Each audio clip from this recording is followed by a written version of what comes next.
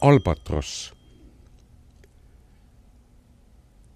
Madrused tihti, et leida meelele lahutust, püüavad albatrosse, tohutuid merede linde. Neid, kes saadavad teekonna muretud kaaslased mõrude sügavikkude kohal liuglevat alust. Vaevalt nad saavad neid panna laudades tekile, kui need Asuuri kuningad, abitud, häbistatud, haledalt lasevad oma suuri ja valgeid tiibasid justkui kasutuid aere külgedel lohiseda.